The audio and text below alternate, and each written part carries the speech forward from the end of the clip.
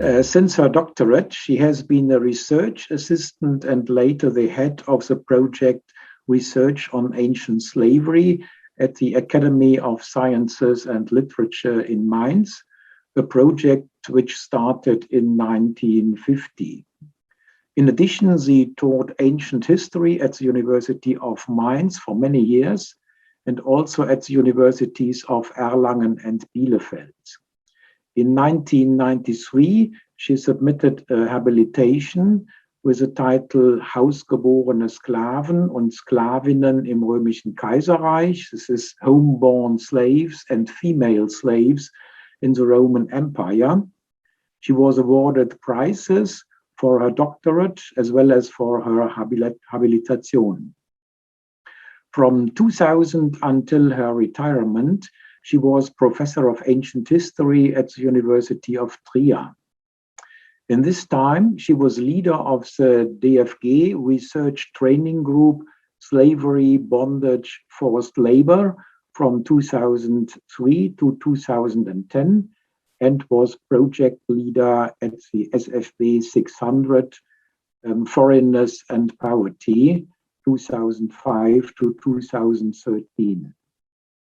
I cannot go here into detail about her many publications. I will only mention her biography of Constantine the Great, published in 2007, a very nice overview of slavery and manumission in the Greek and Roman world. The second edition was published in 2017.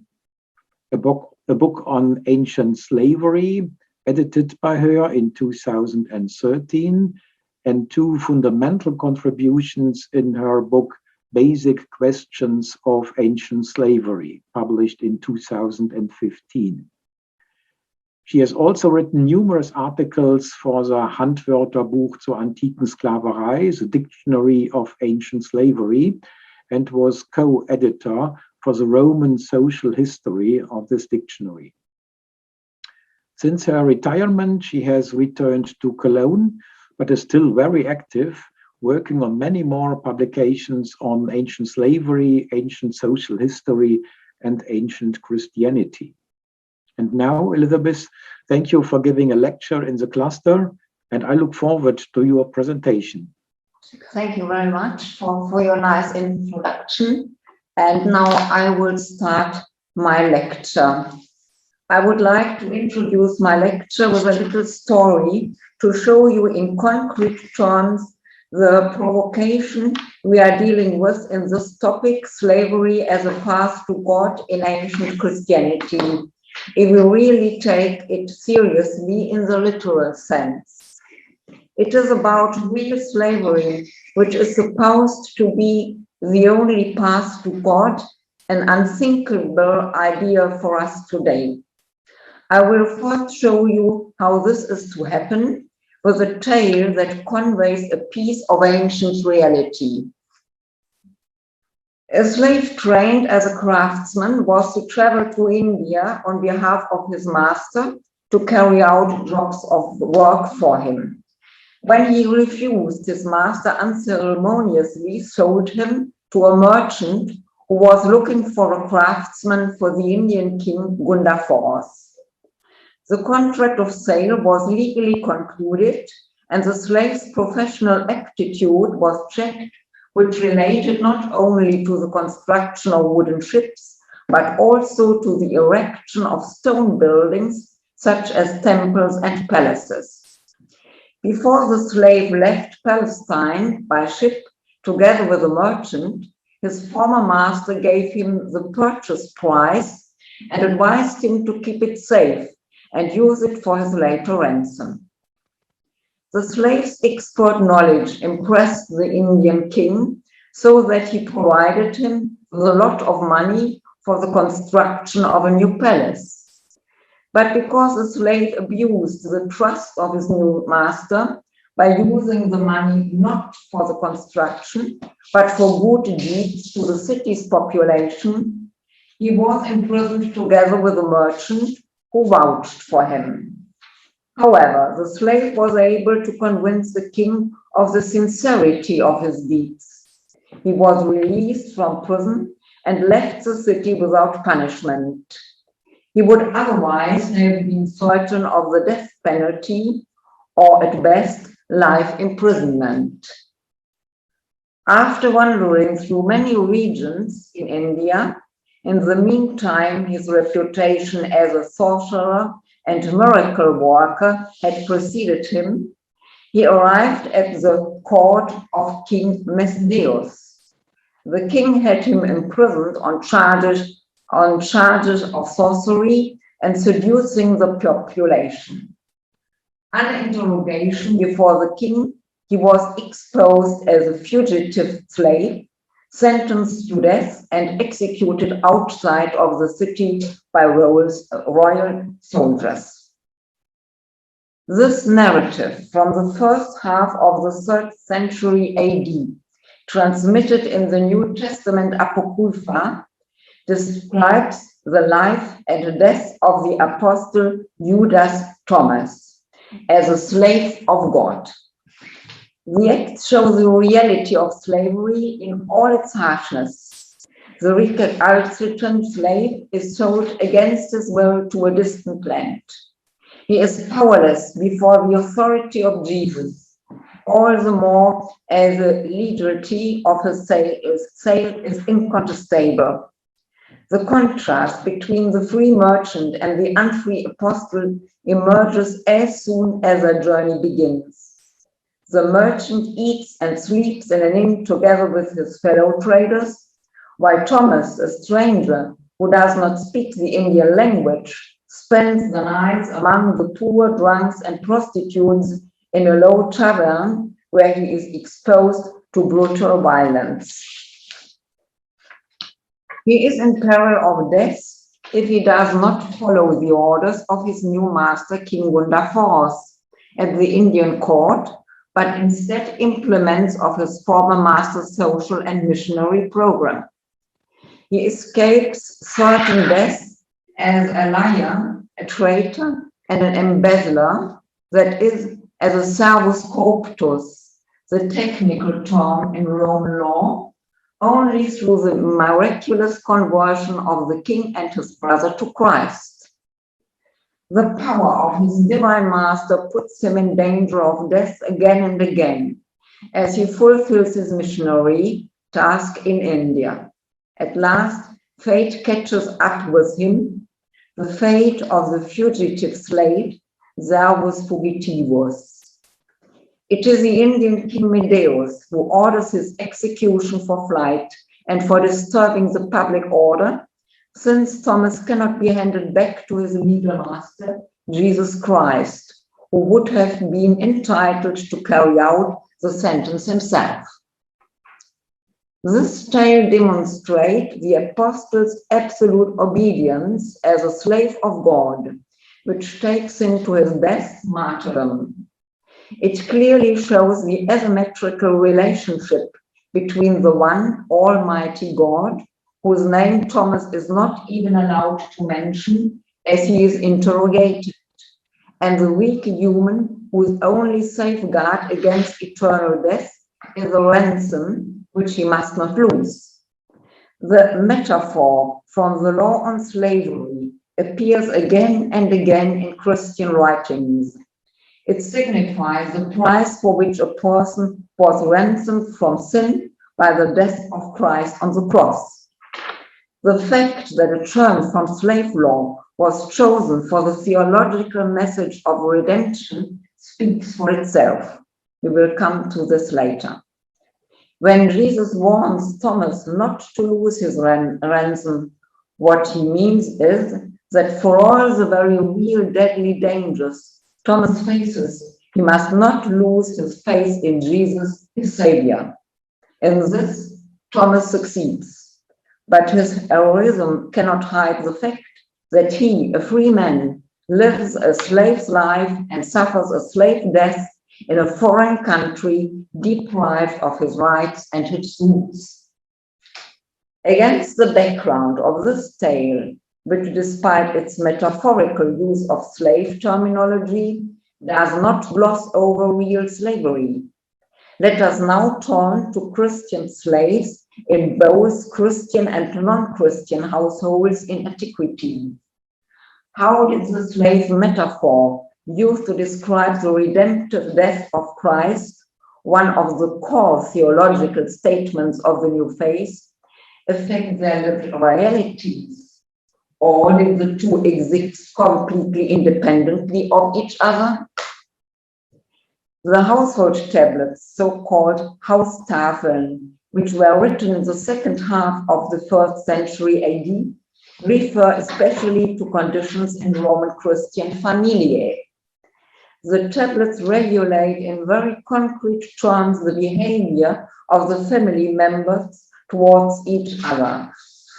I should mention here that in Greco-Roman antiquity, familia not only included the nuclear family of grandparents, parents, and children, but also all slaves, freedmen, and freed women with their children.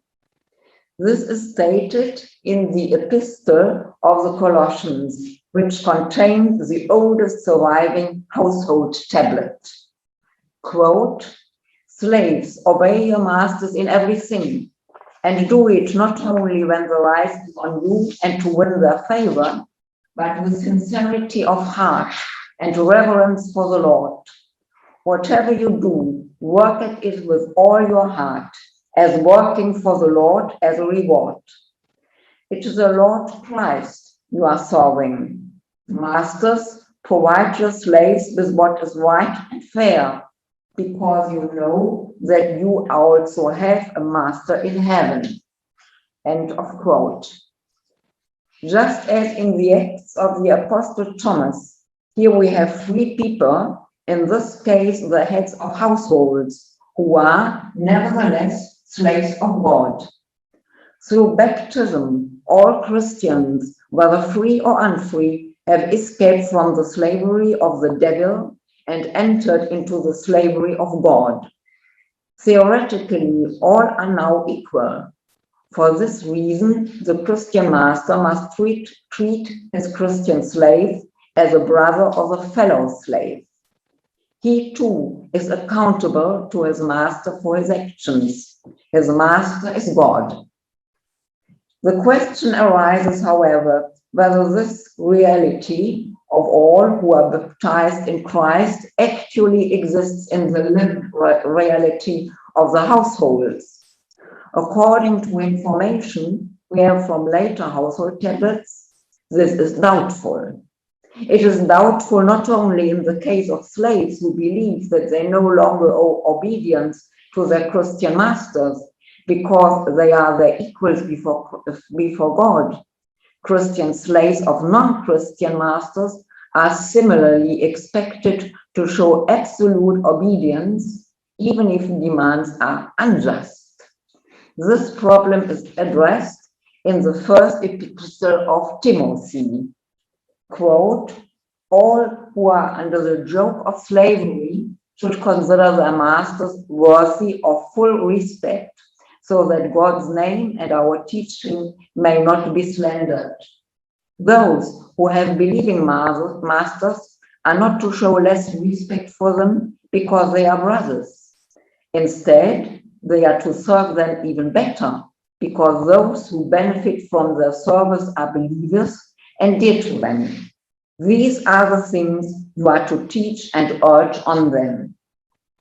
And the first epistle of Peter says, quote, "Slaves, submit yourselves to your masters with all respect, not only to those who are good and considerate, but also to those who are harsh. For it is commendable if a man bears up under the pain of unjust suffering because he is conscious of God. But how it is to your credit if you receive a beating for doing wrong and endure it. But if you suffer for doing good and you endure it, this is commendable before God. To this you were called, because Christ suffered for you, leaving you an example that you should follow in his steps." End of quote.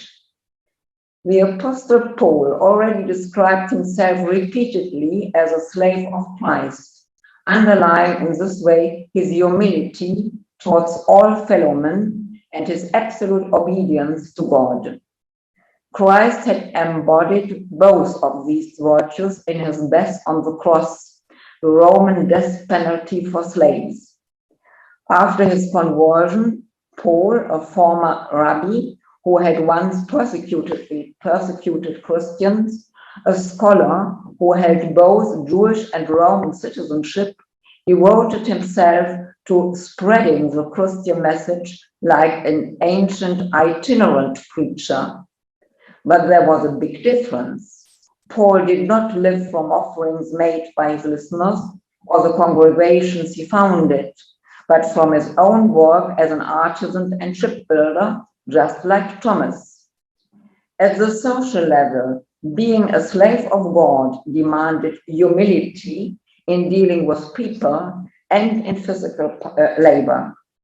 With this in mind, Paul addressed Christian slaves in Corinthians, quote, "Each one should remain in the situation which he was in when God called him.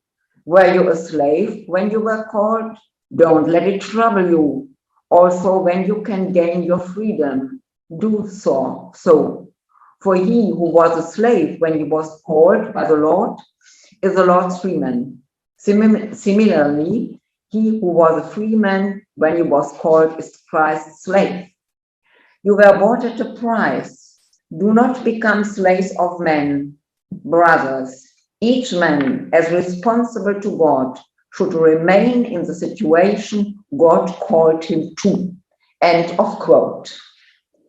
By calling for absolute humility and obedience, even in the cases of injustice, Paul's exhortation and the later household tablets foreshadow a process which, despite or perhaps precisely because of the use of slave metaphors for the relationship between God and humans, will sideline real slavery.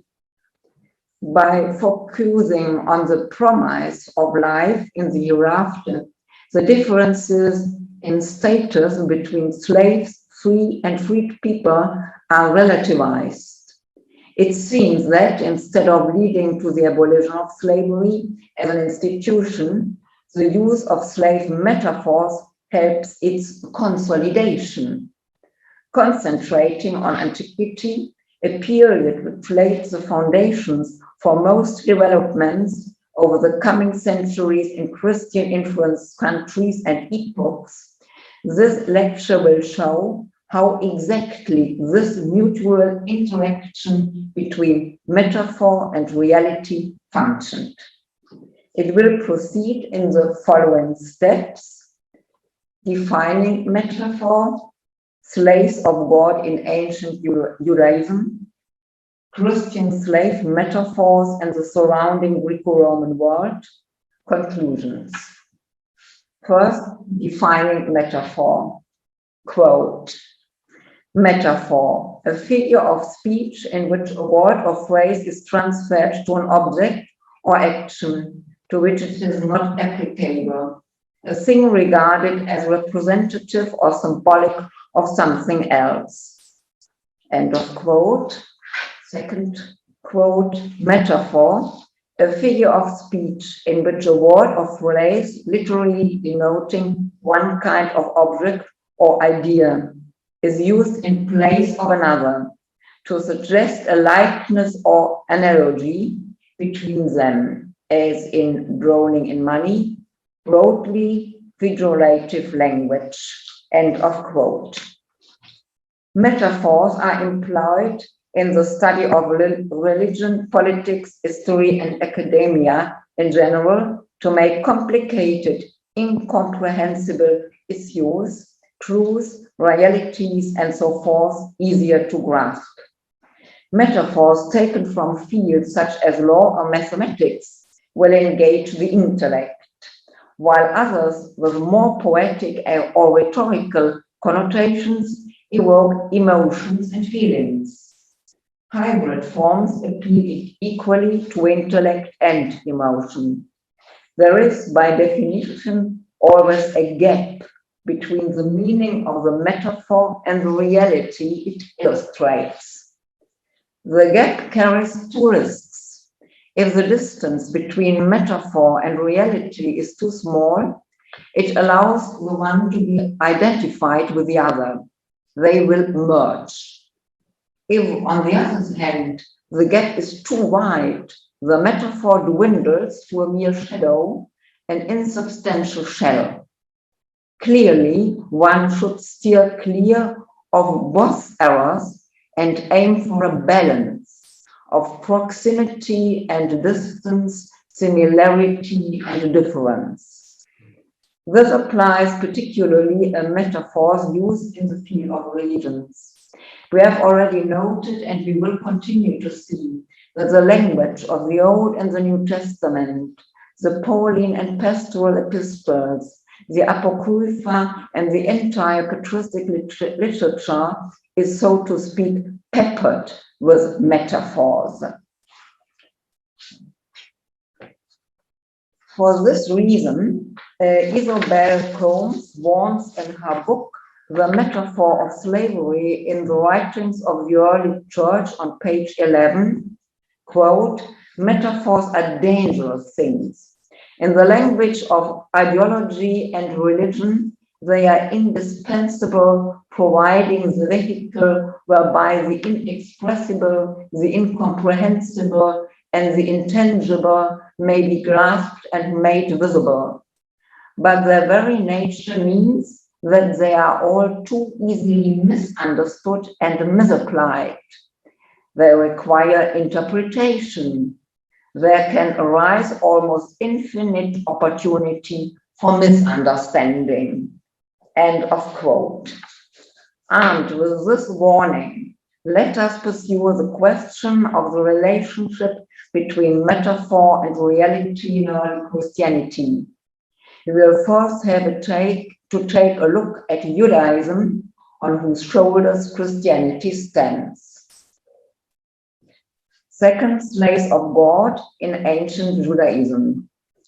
In the Judaism of the Old Testament, we already find slavery as a common, unquestioned institution. There are Hebrew slaves, especially dead slaves, as well as foreign ones, prisoners of war and chattel slaves from Canaan and the neighboring countries. Jewish slave law is a very sophisticated legislation which serves primarily to provide protection for Hebrew slaves.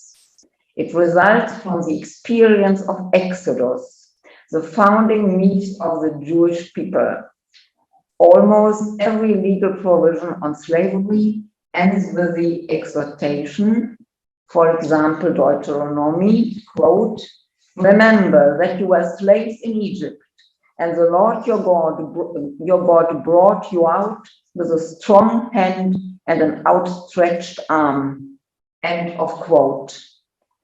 The Jewish people was led out of Pharaoh's slavery in Egypt by Moses at the command of God Yahweh. The covenant between God and his people is a result of this liberation, an asymmetrical relationship between an almighty king and his subjects, between a master and his slaves. The Jews were led out of one relationship of domination into another. They were freed from Egyptian slavery to enter into a new relationship of slavery with a contractual agreement to serve as their master only this one God. As a result of the Exodus, a legal proviso against real slavery in society comes into being, but only when the slaves are Hebrews. There is no question that Jews may enslave foreign captives or prisoners of war. And this is why Leviticus only says, quote, "When your brother is reduced to poverty and sells himself to you, you shall not use him to work for you as a slave. His status shall be that of a hired man or a stranger lodging with you. He shall work for you until the year of Jubilee. He shall then leave your service with his children and go back to his family and to his ancestral property. Because they are my slaves, whom I brought out of Egypt, they shall not be sold as slaves are sold. End of quote. As a slave of God, a Hebrew could by definition not be anyone else's slave. That was why his time as a debt slave in his own land was limited to 7 years, a sabbatical year, or to 49 years, a jubilee year. He was to be treated as a wage laborer by his Hebrew master and provided with start-up capital on his release.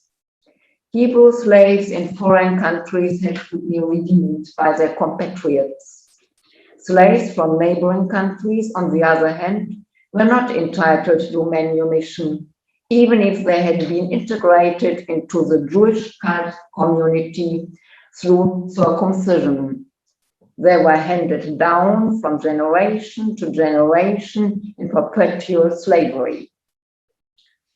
The relationship between Yahweh and his people was that of a national god, a tribal god, and a ruler to his subjects, who were like slaves under his power and protection.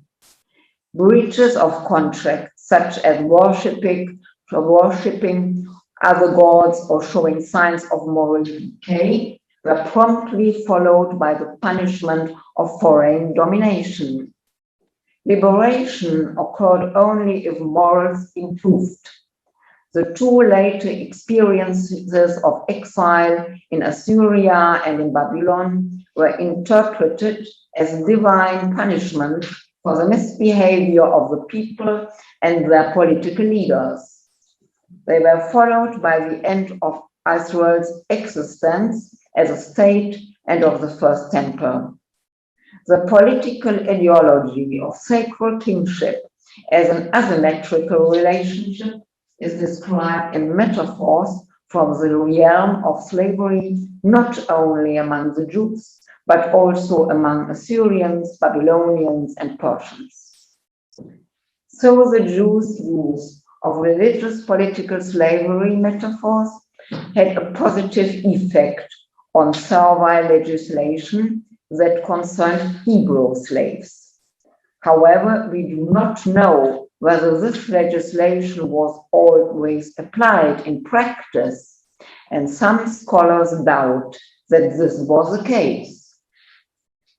There were other statements in the Old Testament beside the one that prescribed a time limit on enslavement. Slavery was considered an educational measure and even a just punishment for bad and stupid people who were unworthy of being God's slaves and incapable of leading a life fit for a human being. Esau, the firstborn son of Isaac, was made a slave to his younger twin Jacob because of his stupidity. God had predestined him to be born into slavery due to his moral and spiritual inferiority. Esau had given up his birthright and his father's blessing to his clever brother Jacob for a stew of lentils. As a result, Esau and all of his descendants were to be in lifelong bondage to Jacob and his tribe. God had decreed that without guidance and leadership, they were incapable of leading a moral life. Slavery was explained as being a divinely approved remedy and corrective. In this way, slavery from birth, and as such, the dominion of man over his allegedly deficient fellow man, was already justified in the book of Genesis, even though the first humans had been created free and not as slaves. Slavery had not been part of the plan of creation. Another key narrative, also from the book of Genesis, again confirmed divinely sanctioned slavery as a punishment for grave human misconduct. Ham and Canaan, father and son, were descendants of Noah. They paid the price for moral depravity by being condemned to eternal slavery. Noah subjected them and their entire tribe to his other two sons, Shem and Japheth, and their descendants. Again, slavery served as a means of punishment and education that humans were apparently allowed to use over their fellow humans without temporal restriction. It is not my intention to present to you an exegesis of these key themes that span well over thousands of years from antiquity to the present day. The narratives I selected were intended to show the diversity of ideologization and the metaphorization of slavery in early Judaism, which would later influence early Christianity. Third, Christian slave metaphors and the surrounding Greco-Roman world. There were also other influences. The Greco-Roman world, the environment in which early Christianity developed, had an effect on ancient Christians in both spiritual and very real terms. Let me illustrate this with a few examples. The famous Greek thinkers and political philosophers, Plato and Aristotle, already knew about slavery as a means of education. The idea goes back all the way to the Homeric epics. In the Odyssey, we read, quote, "For when their masters no longer exercise their power, slaves have no desire to do their proper work.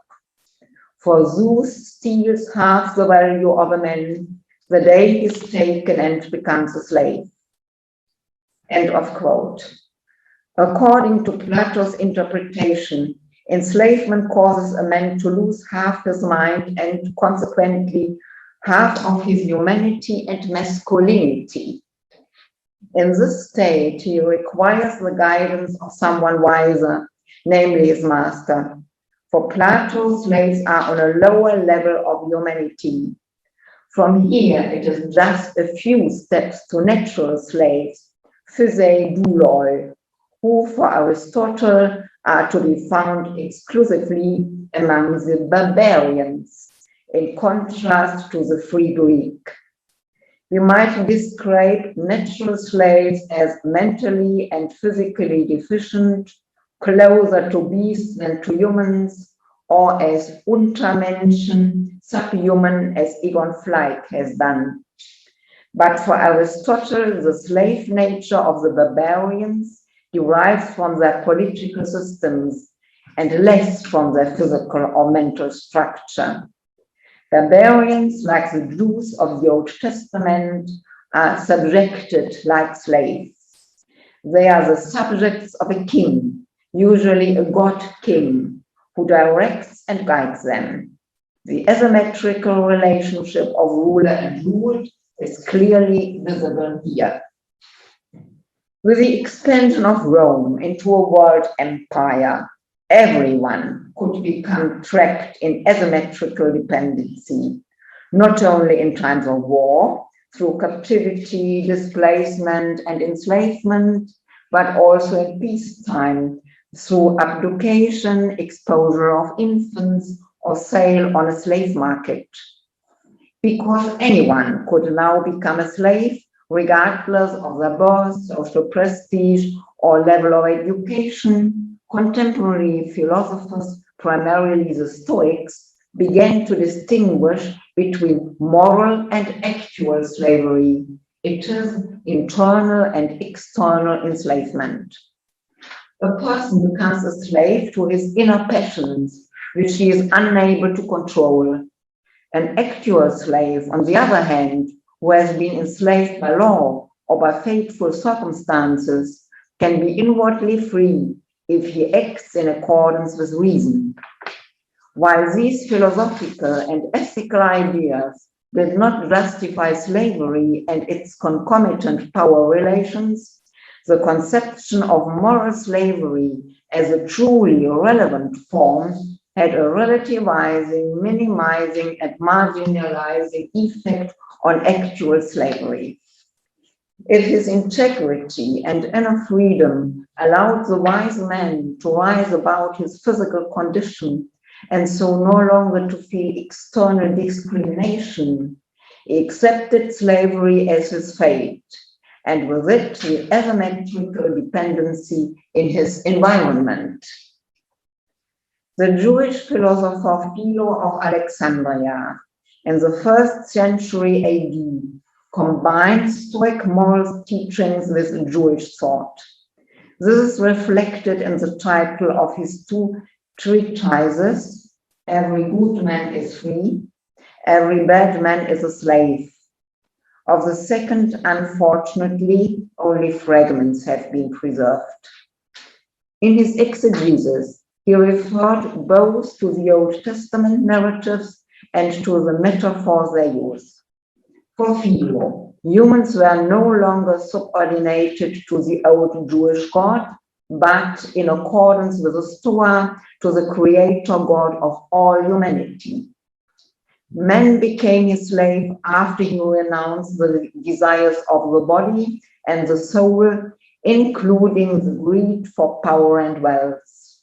This enables him to fully understand the moral advantage of slavery as a path to God. That is what Philo refers to when he writes On the Cherubim, quote, "For to be the slave of God is the highest boast of man, a treasure more precious not only than freedom, but than wealth and power and all that mortals cherish." End of quote. According to Philo, even actual physical slavery can lead to God as a means of education, not as punishment, but as a path to moral improvement and to attaining insight and awareness.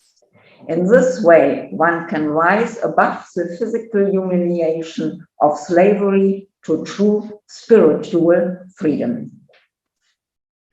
All of these intellectual currents influenced Christian thought and action, creating both positive and negative images of slavery.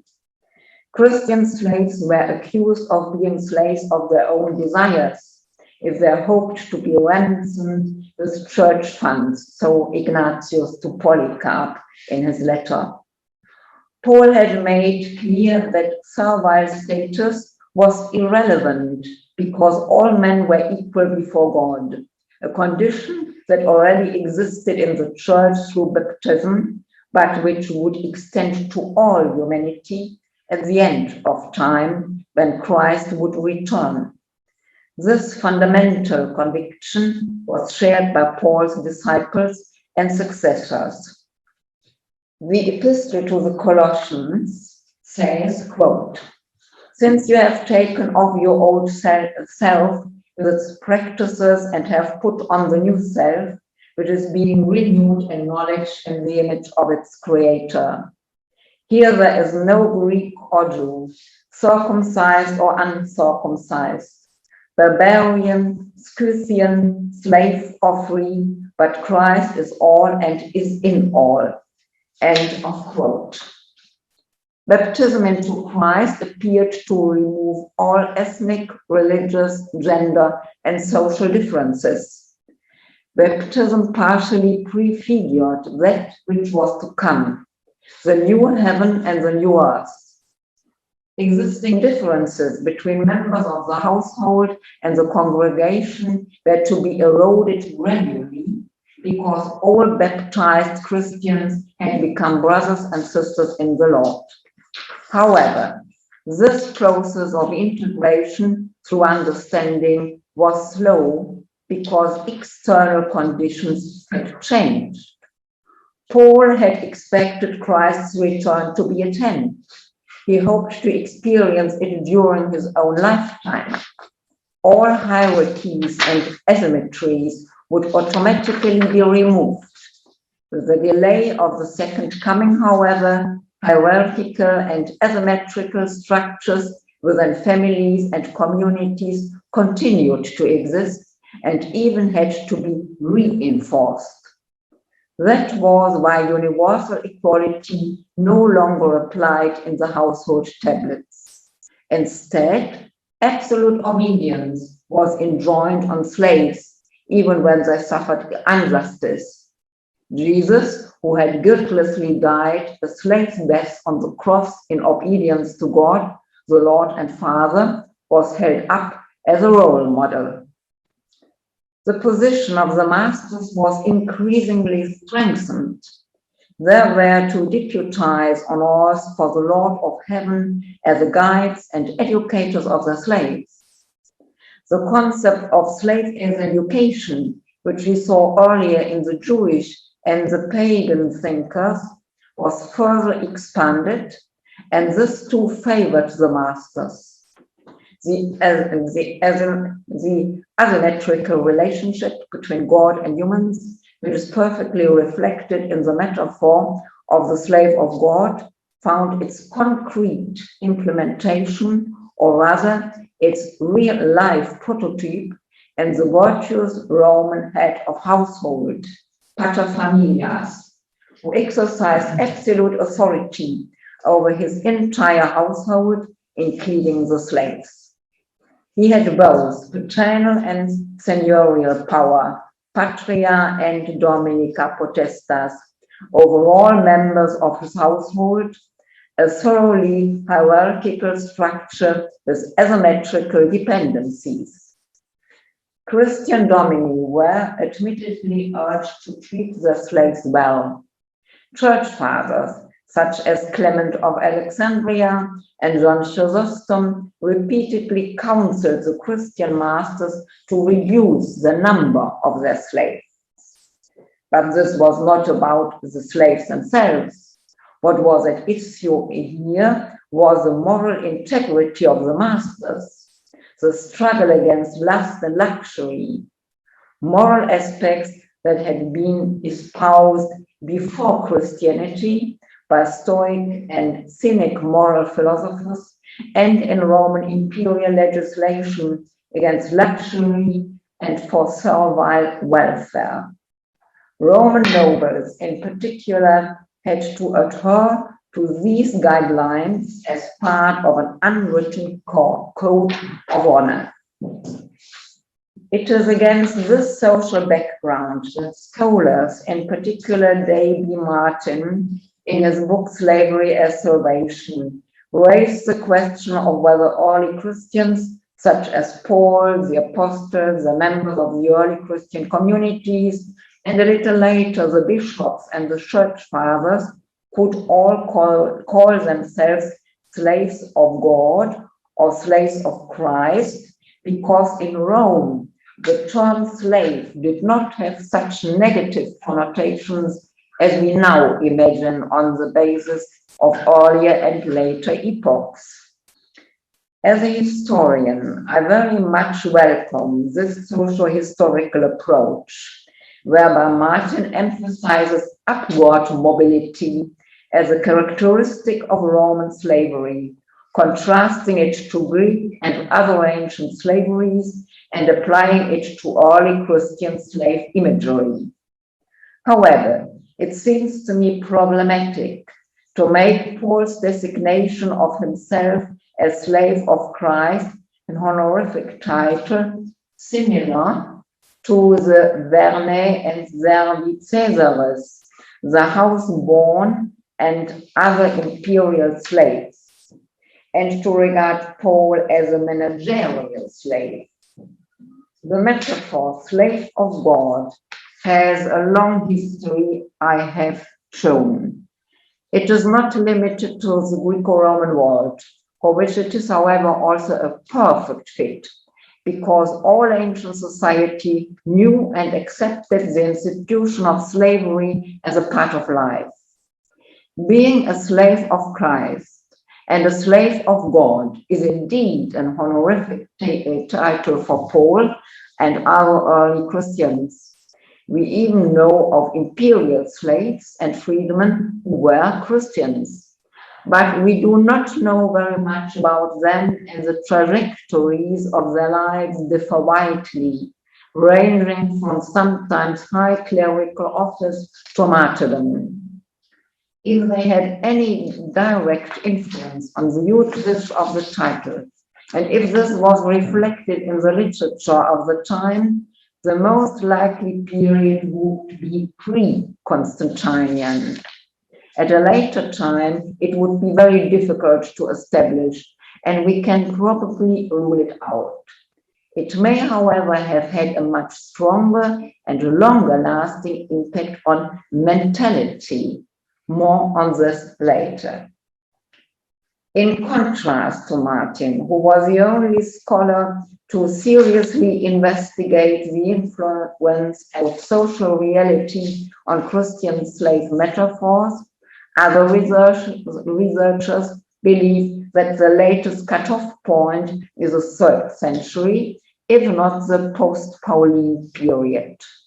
From then on, they argue Christian slave imagery should be interpreted entirely theologically, while developments in late Roman society need not be taken into account.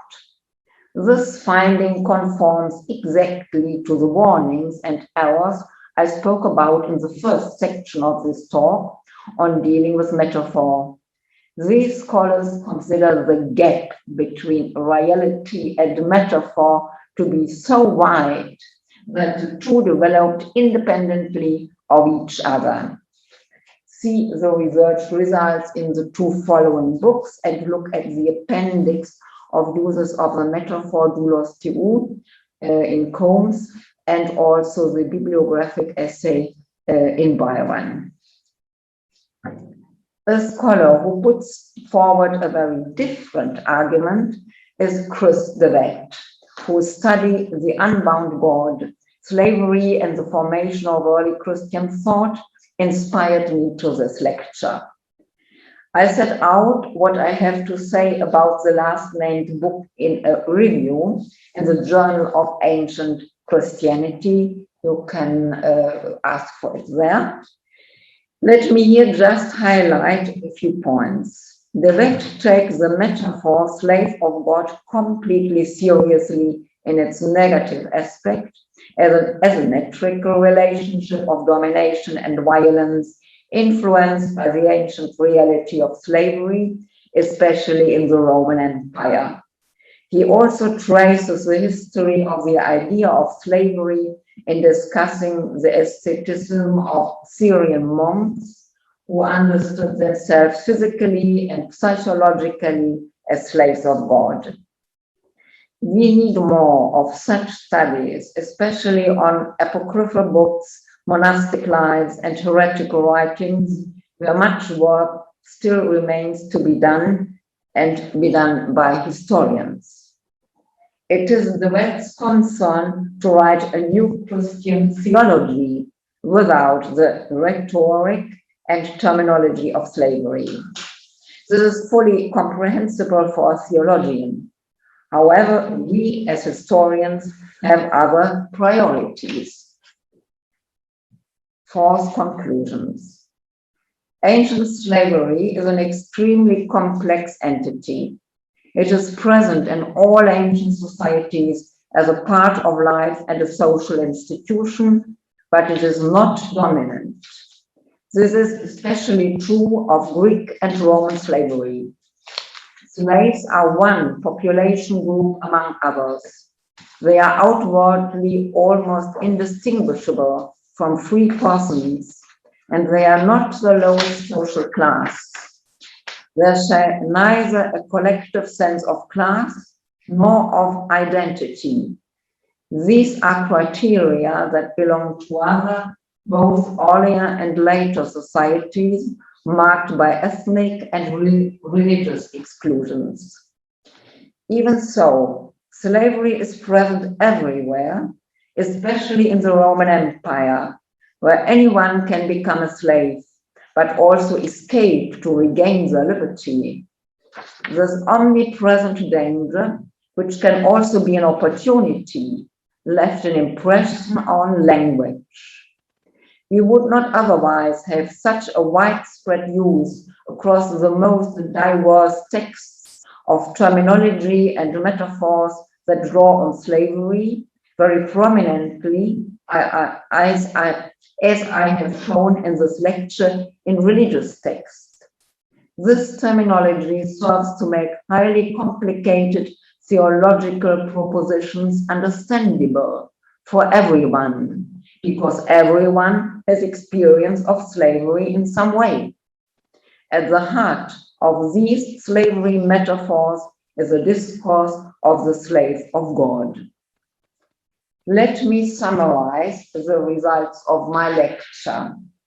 First, the discourse of the slave of God is not limited to Christianity, but has an earlier existence in Judaism and other ancient Near Eastern societies.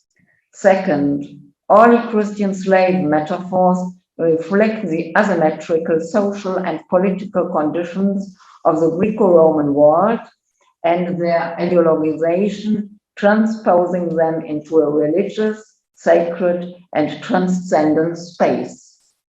Third, slave metaphors impacted the actual social environments in which slaves lived, influencing their everyday life in families, communities, and society at large, and despite a rhetoric of symmetry that was hardly ever practiced, in fact caused a hardening of asymmetrical power relations.